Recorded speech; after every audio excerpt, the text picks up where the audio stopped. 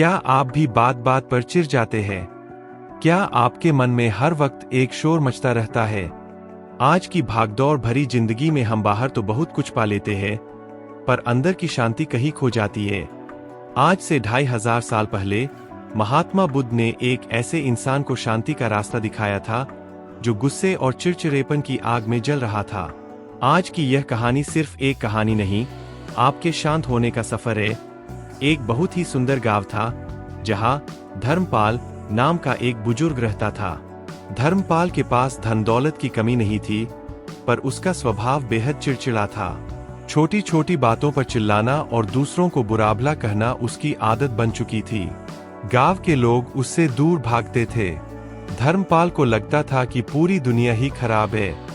एक दिन उसे पता चला कि गौतम बुद्ध उनके गांव के पास के उपवन बगीचे में ठहरे हुए हैं। उसने सुना था कि बुद्ध के पास हर समस्या का समाधान है। चिड़चिड़ाते हुए धर्मपाल वहां पहुंचा और देखा कि बुद्ध एक पेड़ के नीचे अत्यंत शांत मुद्रा में बैठे हैं। उनके चेहरे पर एक ऐसी चमक थी जो धर्मपाल ने कभी नहीं देखी थी। धर्मपाल बुद्ध के पास जाकर चिल्लाया, हे बुद्ध, लोग कहते हैं आप ज्ञानी हैं।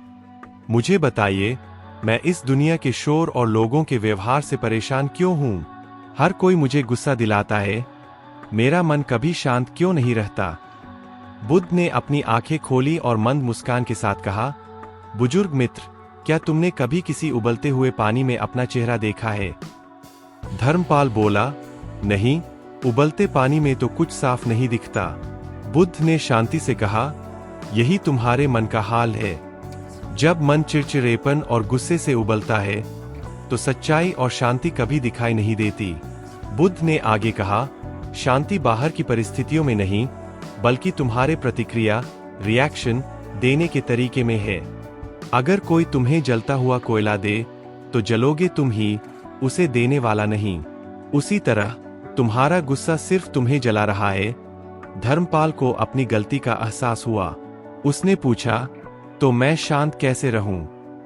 बुद्ध ने उसे एक मंत्र दिया, मौन और साक्षी भाव। उन्होंने कहा, जब भी कोई बात तुम्हें चुभे तुरंत जवाब मत दो। बस एक लंबी गहरी सांस लो और अपने भीतर उठने वाले उस तूफान को देखो, जैसे तुम किसी फिल्म को देख रहे हो। जैसे जैसे तुम देखने लगोगे, तूफान अपने आप थम जाएगा। उस दिन के बाद धर्मपाल बदल गया। गांव वाले हैरान थे कि वह बूढ़ा जो हमेशा गालियां देता था, अब बस मुस्कुराकर निकल जाता है। उसने सीख लिया था कि दुनिया को बदलना नामुमकिन है, लेकिन खुद के भीतर की शांति को बचाना सबसे आसान।